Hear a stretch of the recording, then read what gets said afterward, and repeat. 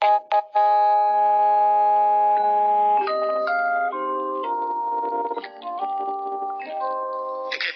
ने इशारा कर दिया कि सबके हृदय में मैं हूँ। और ये भी एक कृष्ण भगवान विष्णु के अवतार है। जब विष्णु का अवतार होते हैं, विश्व में पूरा ब्रह्मांड समाया होता है। विश्व रूप दर्शन में दिखाया भी था, जिनको देखे सो हमारे अंदर ही है। अगर कृष्ण भगवान सबके हृदय में है तो सब विश्व रूप दर्शन अपने अंदर देख सकता है। ये है, हमें इस सिद्धांत को मानना क्रिया योग का कि हर चीज हर समय होती है। अतीत वर्तमान भविष्य आपको हर जगह मिलेगा। तो बाहर खोजने में समय लगता है। और ये खोज किया गया है कि 10 लाख वर्ष अगर हम व्याधि रहित कोई बीमारी न हो और 10 लाख वर्ष का जीवन हम व्यतीत करें, आए जाए तो 10 लाख वर्ष का माइलेज हमें मिल जाए टाइम का। तब पता चल जाएगा हर एटम में भी, हर एटम में आदि और ये अतीत वर्तमान भविष्य तीनों है, आदि मध्य अंत तीनों है। लेकिन अगर हम अपने अंदर से खोज करते हैं तो एक ही जन्म मिलता है। और अपने अंदर अगर हम योग मार्ग में खोजते हैं, योग मार्ग क्या है?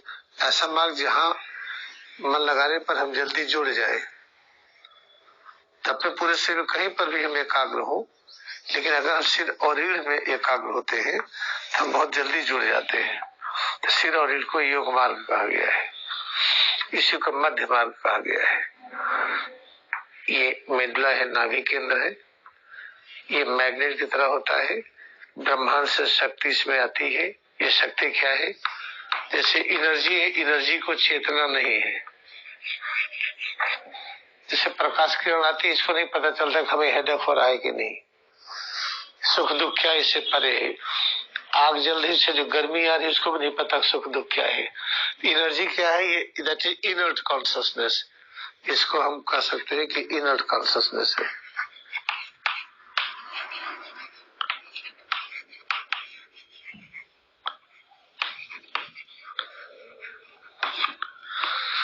जब एनर्जी कॉन्शियसनेस से मिलता है, एनर्जी प्लस कॉन्शियसनेस, सी है कॉन्शियसनेस। कॉन्शियसनेस कहते हैं कि जिसे हम कॉन्शियस है, सजग है, अवेयर हो गए, हम कहाँ खड़े हैं, आप कहाँ हैं। जब दोनों को मिलाइए तब बनता है लाइफ फोर्स। और लाइफ फोर्स क्या है? ये हर जगह जाता है। कुछ चुप गया तो हटा लेते हैं हाथ, वो लाइफ फोर्स के कारण। और लाइफ फोर्स ना हो तो इसमें कुछ भी काटी कुटी पता नहीं चलेगा। तो ये लाइफ फोर्स हर जगह भरा हुआ है। तो हमारे मेडुला से घुसता है। तो इस लाइफ फोर्स को हम LF से लिख देते हैं। इसके अंदर आता है, इकट्ठा होता है ब्रेन में, और फिर आता है स्पाइन में। स्पाइन से 31 जोड़ा नर्व्स के द्वारा ही जाता है पूरे बॉडी में। और यहाँ से 12 पेयर क्रेनियल नर्व्स के द्वारा जाता है अपने आंख नाक कान हर जगह में। ये जो चीज जब बाहर जाती है, जितना आई और बाहर चली गई, बाहर ज्यादा गई आई कम, तभी थोड़ी देर का था थक गए, काम नहीं कर पाता है। जितना आई उतना गई तो बैलेंस बना, फिर इवॉल्व नहीं हो गई। आए ज्यादा निकले कम तो इवॉल्व होता है। इवॉल्व होने का मतलब कि इसका सब कॉन्स्टिट्यूएंट्स बदलेगा, इवोल्यूशन होगा, इसकी अंडरस्टैंडिंग पावर बढ़ रही, ज्ञानी हो रहा है। जिसको कहते हैं ना कि अज्ञान से ज्ञान की ओर। हमें ही मैनेज करना है। एक घटना थी हो रही लगातार, यहाँ से लाइफ फोर्स जा रही, हम लोग बैठे हुए हैं, यहाँ के हर जगह से लाइफ फोर्स बाहर जा रही है, ये लगातार हो रही है। लेकिन एक चीज और है, पूरे ब्रह्मांड से अपने अंदर प्रेम की तरंगे आ रही हर जगह से। तो पूरा ब्रह्मांड प्रेम न करता तो हम रह ही नहीं पाते। पृथ्वी हमको रखी हुई है, हवा रखी हुई है, आसमान रखे हुए, पानी है, पेड़ पौधों से चीजें आती है। वायरस बैक्टीरिया अगर न हो अंदर में तो हम नहीं चल पाएंगे। पूरी बॉडी को स्टेराइल कर दीजिए, एकदम इसको स्टेराइल, हर वायरस बैक्टीरिया को वाश कर दीजिए, इस कमरे को कर दीजिए स्टेराइल, तो रह नहीं पाएंगे, जल्दी खत्म हो जाएंगे।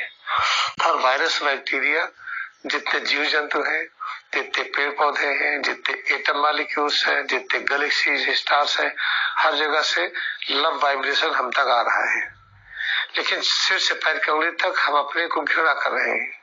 हम कहते हैं ठीक नहीं है, ये सुंदर नहीं है, ये शक्ति नहीं है, कमजोर है, थक गए, दुनिया भर की शिकायत इसमें। तो सिर से पैर की उंगली तक की शिकायत नहीं होनी चाहिए। हम बैठे रहे, देर तक बैठे, कुछ होने लगा, हाँ भाई होने लगा, लेकिन शिकायत न करी, थकावट नहीं, कुछ और है, ये क्या है पता नहीं है। हम खड़े रहे 10 घंटा, थक गए, थकावट नहीं, कुछ और है, खोज करिए क्या है। हम चलते रहे, काम करते रहे और थक गए, थकावट नहीं है।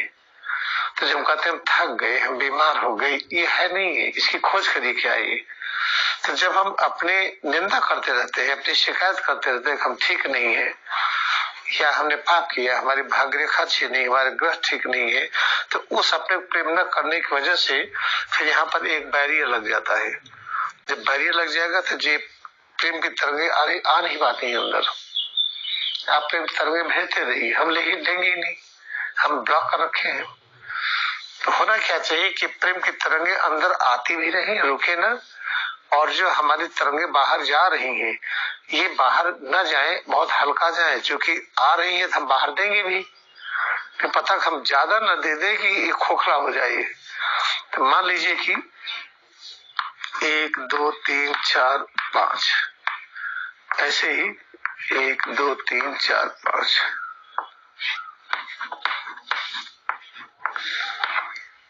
जब हम सिर से पैर की उंगली तक अपने में एकाग्र होकर के अपने खूब हम प्रेम करते हैं। प्रेम इतना करें जिसको अनंत कहते हैं। अनंत प्रेम तभी कर सकते हैं जब क्रिया के सिद्धांत को हम मान ले। एको हम बहुत श्याम, एक ही परब्रह्म सब रूपों में है। जिसे परब्रह्म कहते हैं निराकार प्रभु, वो सर्वज्ञ, सब कुछ आता है। अगर सब कुछ आता है, निराकार से साकार नहीं होते तो ज्ञान नहीं है, तो निराकार से साकार होने का भी ज्ञान है, ठीक है।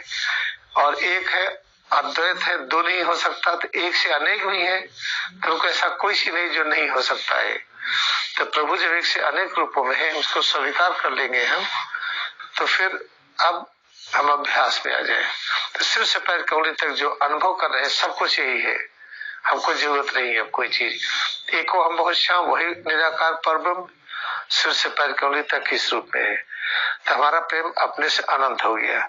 जब प्रेम अनंत हो गया तो जो लाइफ और जो प्रेम की तरंगे आ रही है हर जगह से अपने आप एंट्री पा गई, और जो बाहर जा रही थी इसमें अधिकांश लौट आई। चलिए, जो 5 यूनिट जा रही थी 4 लौट आई।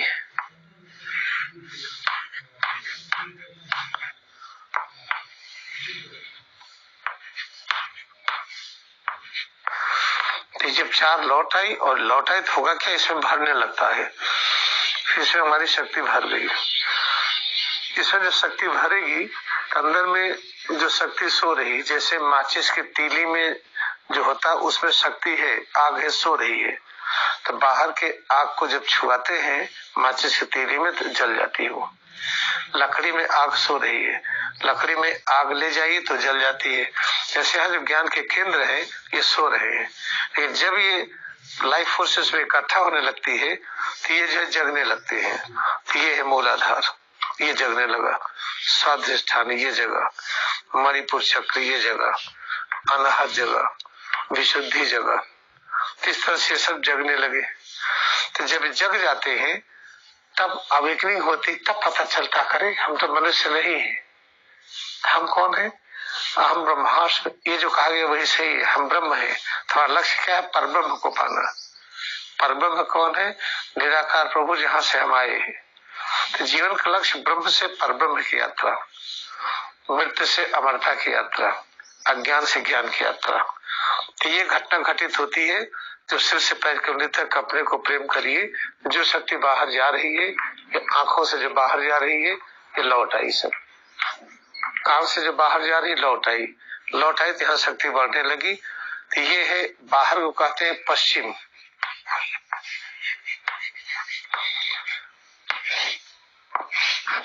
और अंदर की दिशा को कहते हैं पूरब। जब अभ्यास करते हैं तो हम पूर्वाभिमुख हो गए, और पूरब में ज्ञान है।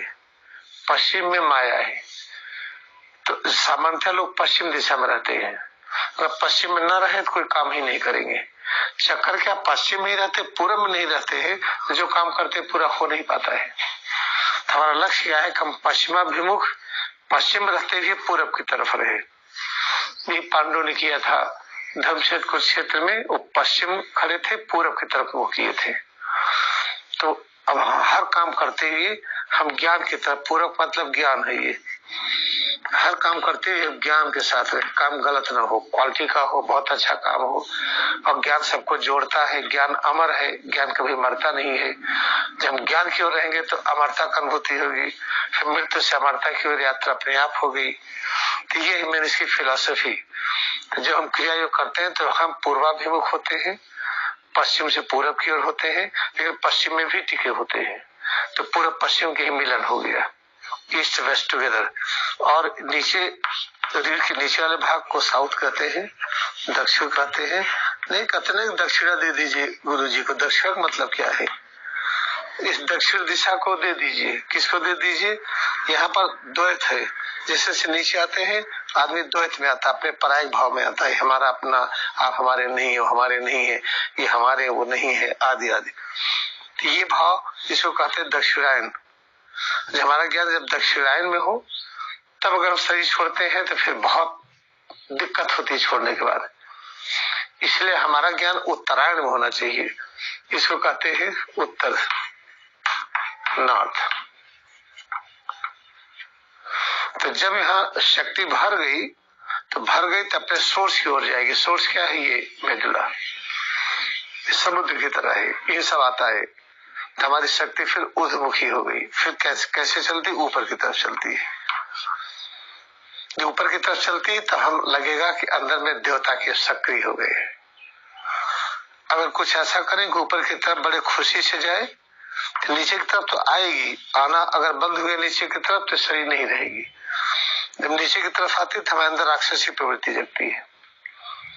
राक्षसी प्रवृत्ति में काम, क्रोध, लोभ, मोह, मद, मत्सर ये। और जब देवत्व जगता है तो इंद्रियों की अनंत शक्ति, मन की अनंत शक्ति, समत इंद्र की शक्ति, उपरत जो हनुमान जी की शक्ति है, उप का मतलब समीप, अरत का मतलब वास। हम किसके वास होना चाहते हैं?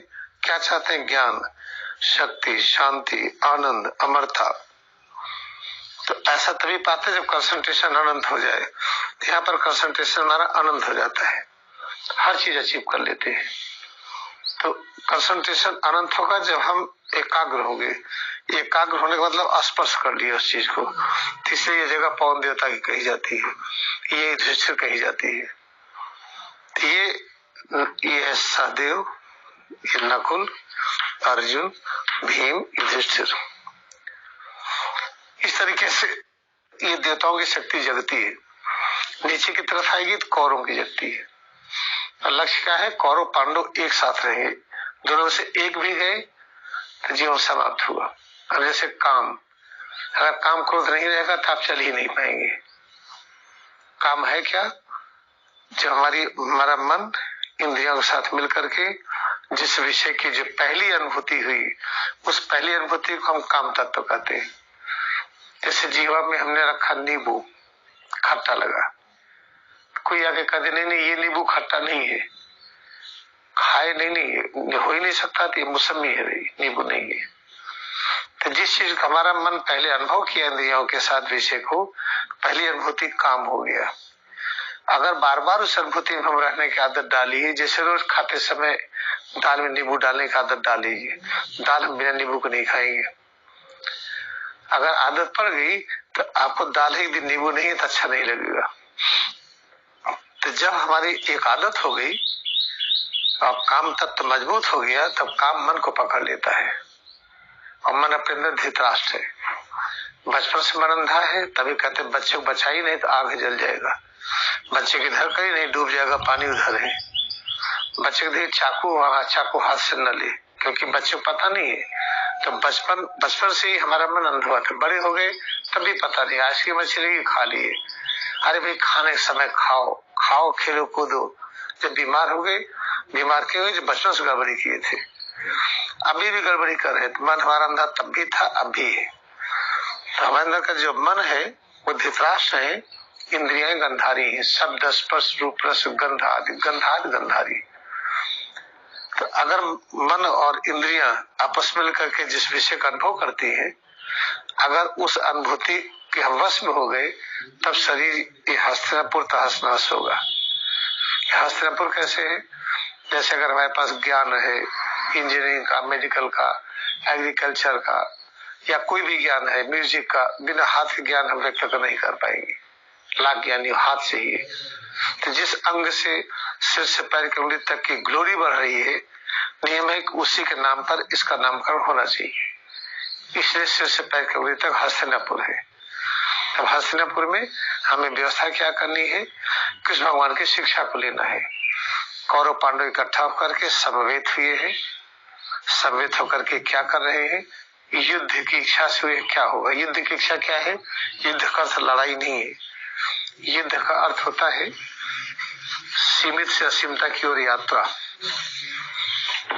जैसे युद्ध में या शब्द है और इसमें ऊ की मात्रा है, धा है और आधा दा है, इसको मिलाई तो युद्ध कहते हैं। या कहते हैं यापन। यापन का मतलब कि विस्तार होता जाए, अनंत तक रुके ना। विस्तार किस दिशा में होगा? ऊपर की दिशा, ऊपर या उत्तर, नॉर्थ। अब देखिए, अब जो अपने में एकाग्र हुए हम, तो जो जीवन तरंग थी जिसकी वजह से हम बोल रहे हैं, उसका विस्तार पश्चिम से पूरब की ओर हुआ और फिर दक्षिण से उत्तर की ओर हुआ।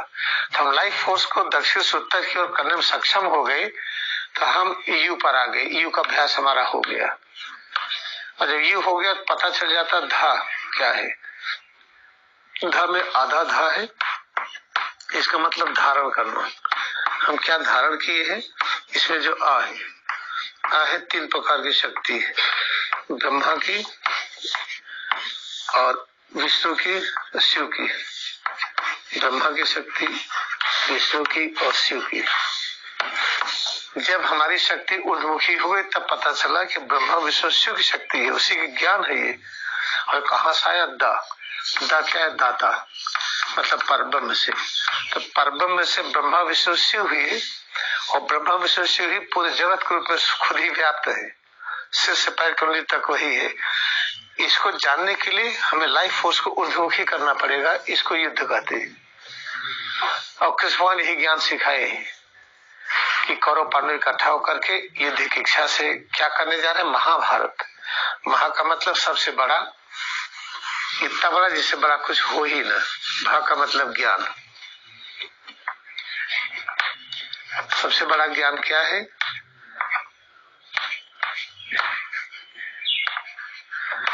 महत, इससे बड़ा कुछ हो ही नहीं। भा का मतलब ज्ञान, रथ का मतलब जुड़ना। भा का मतलब ज्ञान कैसे है? इसको विस्तार से है। भा का मतलब भरना। हम अपने किस चीज से भरना चाहते हैं? ज्ञान से, शक्ति से, शांति से, आनंद से। तो भा का मतलब वही है। हम इससे ऐसा जुड़े का अलग न हो, जैसे आग से आग की गर्मी अलग नहीं हो सकती है। तो महाभारत का अर्थ है हम ज्ञान से जुड़े हुए हैं, या पता नहीं जुड़े हुए, हम जुड़ने जा रहे हैं। ऐसा ज्ञान जो हमें ये बता दे निराकार परब्रह्म ब्रह्मा विष्णु शिव के रूप में है, और वही इस रूप में विद्यमान। इसको युद्ध कहते हैं। तो पूरे अभ्यास में हम यही अभ्यास कराने चल रहे हैं।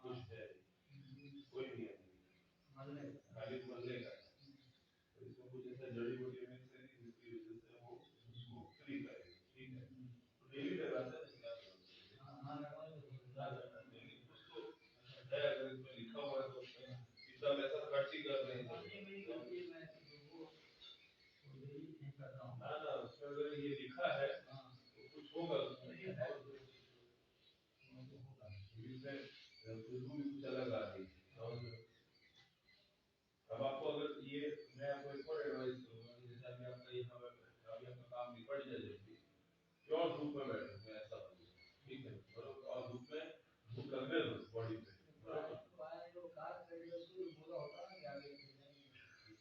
अपने अपने साइड से आपने एक टच कर दिए